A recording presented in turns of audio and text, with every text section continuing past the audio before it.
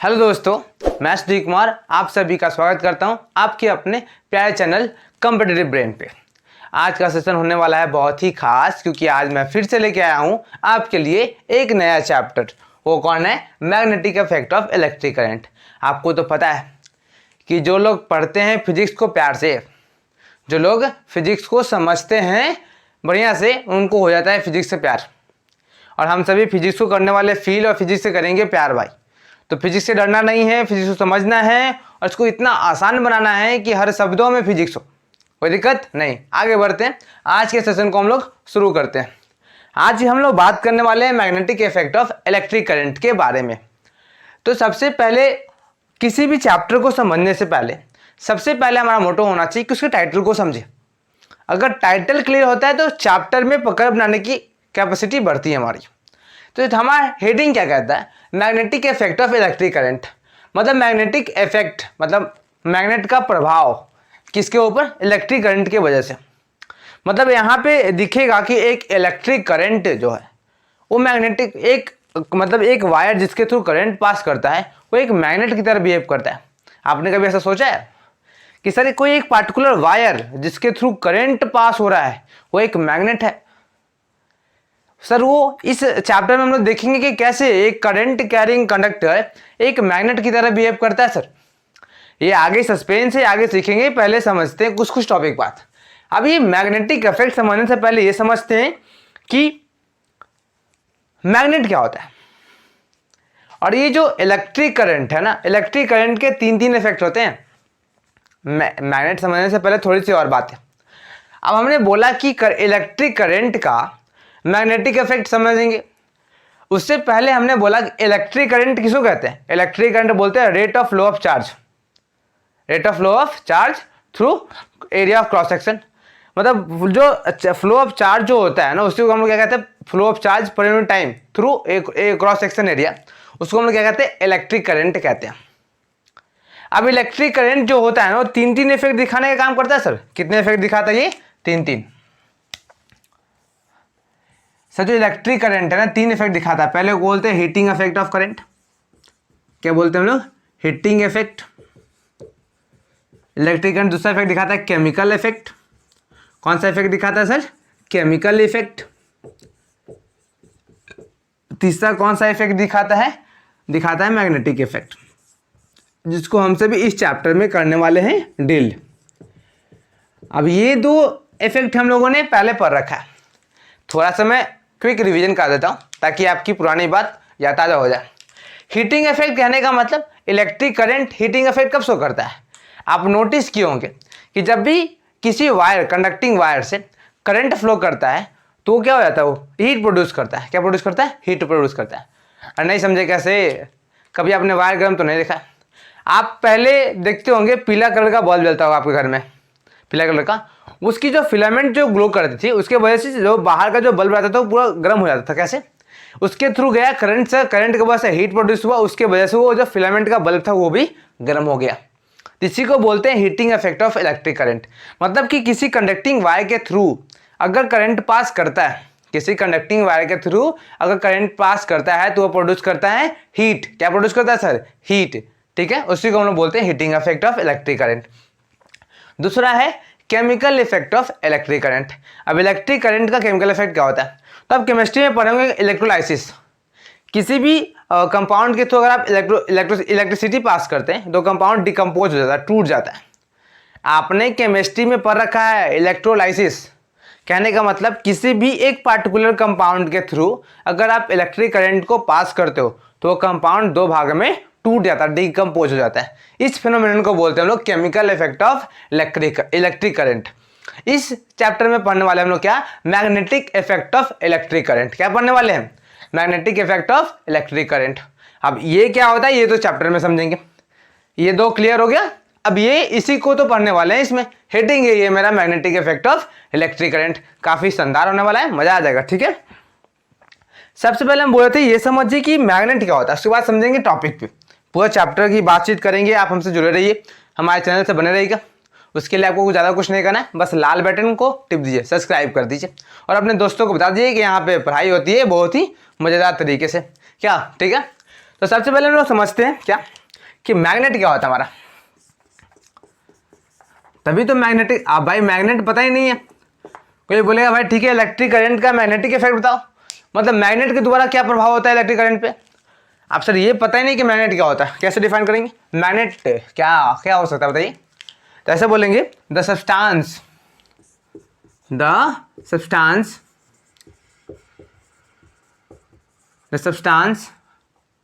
which attract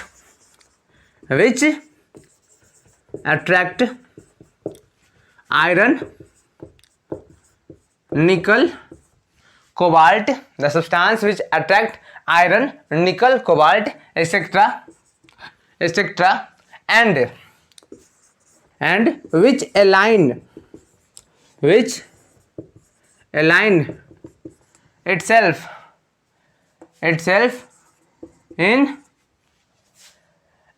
itself in geographical north south direction, geographical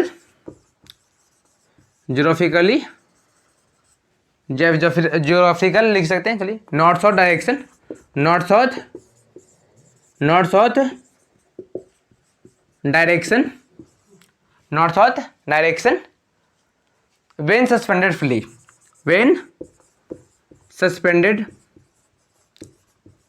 freely। क्या कह रहा हूं मैं, कह रहे हैं कि एक ऐसा सब्सटेंस जो आयरन निकल कोबाल्ट को अट्रैक्ट करता हो, अपनी तरफ खींचता हो, और वो खुद को नॉर्थ साउथ डायरेक्शन में अलाइन करता है। अलाइन मतलब खुद को उस डायरेक्शन में ले आना, ठीक है। एक मैग्नेट जो, जैसे मान लीजिए ऐसे मैग्नेट को रखे हुए थे हाथ में, पर अगर ये मैग्नेट है, अगर इसको फ्रीली ऐसे छोड़ देंगे तो ये अपने आप को, जो जियोग्राफिकली माना गया है कि ऊपर वाले को नॉर्थ कहते हैं, नीचे को साउथ कहते हैं, अपने आप को इस डायरेक्शन में टेंड कर लेगा। जब इसको हम फ्रीली सस्पेंड कर देंगे, कोई इस पर इफेक्ट नहीं दिखाएंगे, नहीं तो करंट की वजह से, नहीं तो एक्सटर्नल फोर्स की वजह से, तो क्या होगा, ये जो मैग्नेट होगा ना, ये खुद को सस्पेंड करिए, खुद को अलाइन कर लेगा किस डायरेक्शन में, नॉर्थ साउथ डायरेक्शन में। क्लियर है। एक ऐसा सब्सटेंस जो आयरन निकल कोबाल्ट जैसे सब्सटेंस को अट्रैक्ट करता हो, या फिर जब आप उस सब्सटेंस को फ्रीली छोड़ते हो ना, तो खुद को नॉर्थ साउथ डायरेक्शन में अलाइन कर लेता है। अरे क्लियर है बात, ठीक है। आगे पढ़ते हैं एक और खास बात, जनरली ये सब बुक में नहीं लिखी रहती, ये सब बस कॉन्सेप्ट बनाने के लिए कि ये सब पता होना चाहिए ना। आखिर पढ़ रहे हैं मैग्नेटिक और मैग्नेट पता ही नहीं तो फिर मजा कैसे आएगा, समझ आया ना। तो ये सब हमें पता होना चाहिए। तो नेसेसरी कंडीशन एक और टॉपिक है, necessary condition of a substance to be a magnet. अब देखिए क्या लिखा मैंने, हम बोल रहे हैं कि किसी भी सब्सटेंस का वो कौन कौन से महत्वपूर्ण कंडीशन हो सकते हैं कि उसको मैग्नेट बनाते हैं। अरे सर कोई सब्सटेंस मैग्नेट है या नहीं है, वो उसकी किस प्रॉपर्टी के आधार पे हम लोग डिसाइड करते हैं। जैसे आप स्कूल में कहते हैं सर ये तेज और ये कमज़ोर है, कैसे करते हैं, क्योंकि वो जवाब देता है, ये जवाब नहीं देता है। तो हम कैसे डिसाइड करेंगे वो कौन कौन से नेसेसरी कंडीशन होते हैं जो हमें ये बताएंगे कि वो दिया गया सब्सटेंस मैग्नेट है या नहीं है। तो 3 कंडीशन, नहीं 2 ही रख सकते हैं इसके डेफिनेशन से ही। पहला क्या, it must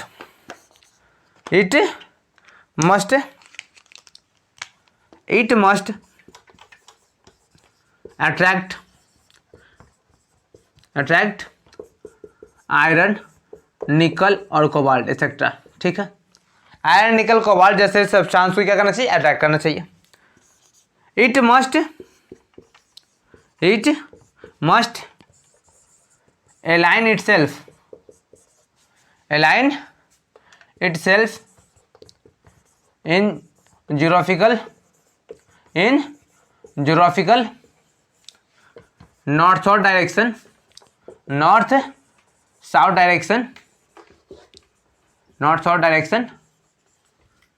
when suspended freely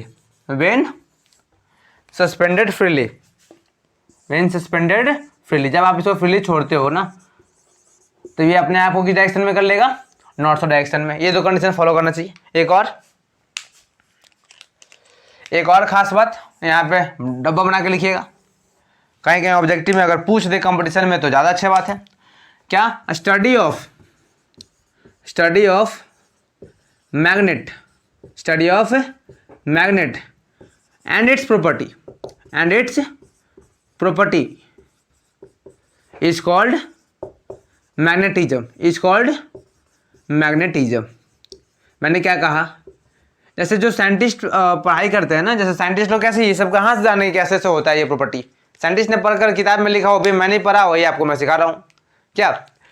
तो मैग्नेट और उसके प्रॉपर्टी के बारे में जो स्टडी करते हैं उस फिनोमेनन को क्या बोलते हैं हम लोग, मैग्नेटिज्म कहते हैं। क्या कहते हैं, मैग्नेटिज्म कहते हैं। इतना नोट कीजिए, फिर आगे बात करते हैं। चलिए अब हम आगे बात करते हैं। अभी समझे मैग्नेट क्या होता है, ठीक है, आप समझते हैं।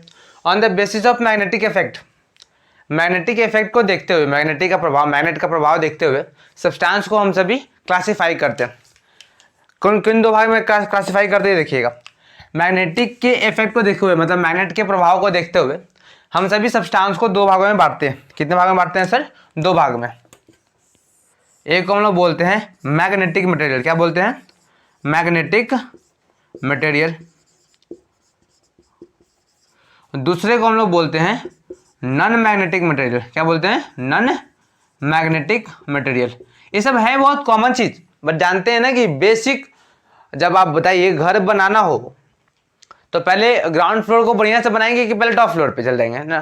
तो पहले ग्राउंड फ्लोर बनाने की कोशिश करो, बेस बनाइए, यानी कि ऊपर के वीडियो छोड़ देंगे तो मजा नहीं आएगा आपको, आगे सीखने में दिक्कत होगी छोटी छोटी बात की वजह से। अगर आप 15-20 मिनट देकर छोटी छोटी बात को सीख लेते हैं तो फिर आगे चैप्टर में वाहवाही करना है, ठीक है। नॉन मैग्नेटिक मटेरियल तो उबना नहीं है, थोड़ा सा पेशेंस रख के सीखते जाना है सब कुछ, ठीक है। एक मैग्नेटिक मटेरियल, एक नॉन मैग्नेटिक मटेरियल। अब मैग्नेटिक मटेरियल क्या होता है, द सब्सटेंस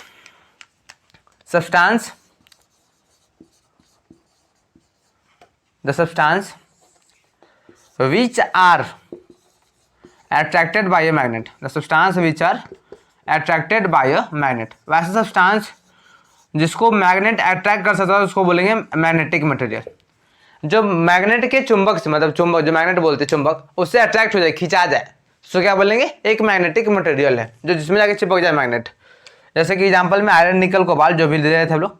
आयरन को हम लोग Fe से रिप्रेजेंट करते हैं, निकल को Na से और कोबाल्ट को CO से, ठीक है। नॉन मैग्नेटिक मटेरियल क्या होता है, the substance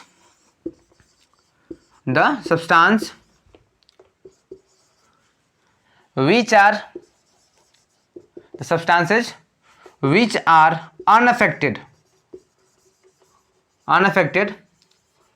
by the presence of magnet, मतलब अगर आप एक ऐसा सब्सटेंस जहां पे आप मैग्नेट लाए और वो चिपक गया, अट्रैक्ट किया, एक दूसरे को खींचा ऐसे, जैसे मान लीजिए ना ये दो सब्सटेंस लाए मैंने, नजदीक लाया तो ये दोनों आपस में चिपक गया ना, अट्रैक्ट किए, चिपक गए, तो चिपक गया तो मैग्नेटिक मटेरियल। और लाए कोई फर्क नहीं पड़ रहा है, ऐसे रख रहे हैं गिर जा रहा है, देखिए अभी ये दोनों मैग्नेटिक मटेरियल नहीं है, क्योंकि ऐसे रख रहे हैं तो चिपक नहीं रहा है, गिर जा रहा है नीचे, क्या हो रहा है, चिपक नहीं रहा है, तो ये नॉन मैग्नेटिक मटेरियल है। मतलब वैसा सब्सटेंस जो मैग्नेट को अट्रैक्ट करता है, खींचता हो, अपने अंदर चिपका ले, तो मैग्नेटिक मटेरियल ना चिपका पाए, मतलब कि मैग्नेट के होने या ना होने से उसको कोई फर्क ही नहीं पड़ता है, मैग्नेट के होने और ना होने से किसी को फर्क ही नहीं पड़ता। जैसे एक अच्छा विद्यार्थी को क्लास में बैड एलिमेंट से कोई फर्क नहीं पड़ता है, उसको पता होता है कि मेरा मोटो है सीखना, और वो स्कूल में आता है सीखने के लिए। तो जो बदमाश बच्चे होते हैं वो स्कूल में आते ही हैं बदमाशी करने, उनका मोटो होता है कि आज तो टीचर को परेशान करना, तो उनके ऐसा नहीं बनना, ठीक है। एग्जाम्पल कहाँ एग्जाम्पल देने लगते हैं ना हम भी। एग्जाम्पल क्या हो सकता है, वुड, प्लास्टिक, ये सब क्या है, नॉन मैग्नेटिक मटेरियल है, कोई दिक्कत एक्सेट्रा। और यहाँ तक क्लियर होगा। हम लोग आगे बात करते हैं अगली मैग्नेट की प्रॉपर्टी पे। सपोज मैंने एक मैग्नेट लिया, क्या लिया, मैंने एक नॉर्मल मैग्नेट लिया, ठीक है। ये जो मैग्नेट है हमारा, इसका ये पोल को नॉर्थ माना और इस पोल को मैंने साउथ माना। एक पोल को क्या माना, नॉर्थ, दूसरे को साउथ। आपको पता होना चाहिए कि एक मैग्नेट जिसके पास कितने पोल होते हैं, दो पोल। एक मैग्नेट के पास कितने पोल होते हैं सर, दो पोल होते हैं, क्लियर है। आपको पता है एक बात कि आपने अभी तक पढ़ा है कि हर एक मैग्नेट के दो पोल होते हैं। कभी आपने सोचा पोल क्या होता है, कभी सोचा आपने पोल क्या होता है? तो जानिए क्या होता है पोल। पोल क्या होता है तो लिखेंगे द पॉइंट, क्या लिखेंगे sir, the point on the magnet, the point on the magnet on the magnet on eight विच मतलब मैग्नेट पे वह पॉइंट एट विच मैक्सिमम एट्रैक्टिव प्रॉपर्टी, जो वह पॉइंट जहाँ पे एट्रैक्टिव प्रॉपर्टी क्या हो, अधिक हो। एट्रैक्टिव प्रॉपर्टी क्या हो सर, अधिक हो। एट्रैक्टिव प्रॉपर्टी क्या हो, अधिक हो, मैक्सिमम हो। क्लियर है यहाँ तक। और मैंने बोला क्या कि और क्या क्या प्रॉपर्टी होती है, और होता है क्या कि जो आपने सुना होगा, ये तो समझ गया ना कि सर मैग्नेट पे वह एक पॉइंट को पोल कहते हैं जहां पे अट्रैक्टिव प्रॉपर्टी सबसे अधिक होती है। मैग्नेट का काम क्या होता है सर, अट्रैक्ट करना, चिपक जाना है दूसरे को, चुंबक की तरह चिपक जाना। तो वह पॉइंट जहां पे मैक्सिमम अट्रैक्टिव प्रॉपर्टी होती है उसको हम क्या कहते हैं, पोल कहते हैं। मैग्नेट के पास एक्चुअली दो पोल होते हैं, नॉर्थ और साउथ पोल। अगर सेम पोल रहे, मतलब लाइक पोल बोलते हैं, अगर एक ही जैसा पोल रहे, अगर लाइक पोल रहेगा तो क्या करेंगे, रिपेल करेंगे, रिपेल ईच अदर, एक दूसरे को रिपेल करेंगे। बट अगर डिफरेंट पोल रहा, कैसा रहा सर, डिफरेंट पोल रहा, क्या रहा, डिफरेंट पोल, तो क्या करेंगे, एक दूसरे को अट्रैक्ट करेंगे, एक दूसरे को अपने तरफ खींचेंगे, अट्रैक्ट ईच अदर, कोई दिक्कत नहीं। और एक बहुत महत्वपूर्ण पॉइंट मैग्नेट के बारे में, क्या, देखिए लाल से डब्बा बना के लिखते हैं, खास पॉइंट को इस तरीके से बादल में लिखते हैं ताकि ध्यान रहे जब रिवीजन करें, आप जब नोट्स बनाएंगे तो। एक लिखते हैं poles can not be separated, poles जो होते हैं उनको हम सभी सेपरेट नहीं कर सकते, poles can not be separated, pole को कभी हम लोग सेपरेट नहीं करते। क्या मतलब सर, जैसे मैंने कहा कि ये हमारा क्या है, मैग्नेट है, क्या है मेरा मैग्नेट, ये हमारा नॉर्थ पोल और ये साउथ पोल, कोई भी पोल हो सकता है, पता नहीं, सपोज कर रहा हूँ कि मान लो यही नॉर्थ पोल, यही मैं क्या साउथ पोल है, कोई दिक्कत नहीं। क्लियर है। हम कह रहे हैं कि अगर हम पोल को ऐसे, जैसे मैंने बोला ये नॉर्थ पोल है, इसको मैंने निकाल दिया, तो क्या इस मैग्नेट में सिर्फ अभी साउथ ही पोल है, क्या इस मैग्नेट का नॉर्थ पोल खत्म, नहीं सर। क्या होगा बताइए, मैंने कहा ये एक मैग्नेट है जिसका ये नॉर्थ पोल है, ये साउथ पोल, मैंने इस मैग्नेट के नॉर्थ पोल को काट के निकाल दिया, ये नॉर्थ पोल, तो क्या अब इस मैग्नेट में सिर्फ साउथ ही पोल, नॉर्थ पोल नहीं है, नहीं सर, ऐसा नहीं होता है। आप मैग्नेट को जितना टुकड़ा कर दो ना, सब छोटा टुकड़ा भी रहेगा ना आपके हाथ में, सबसे छोटा टुकड़ा, उसका भी एक एंड पॉइंट नॉर्थ होगा, दूसरा एंड पॉइंट साउथ होगा, उसका एक पॉइंट नॉर्थ और दूसरा एंड पॉइंट साउथ पोल होगा सर। तो इसका ये तो साउथ था, यहाँ पे इसका अब नॉर्थ हो जाएगा, तो पोल्स को आप कभी सेपरेट नहीं कर सकते हो। ठीक है, यहां तक नोट कीजिए, फिर आगे कुछ और पॉइंट पे बात करेंगे।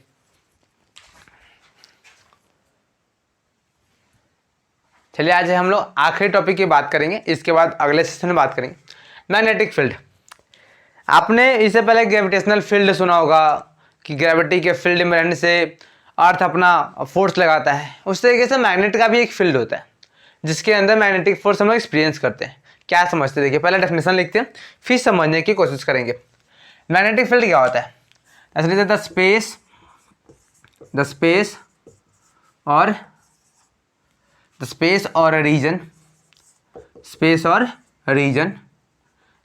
Reason around a magnet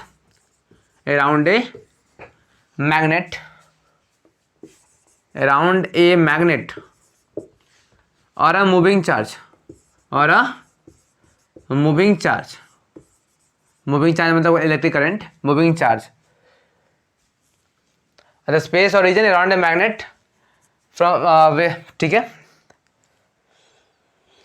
the space or region around a magnet or a moving charge where it can be experience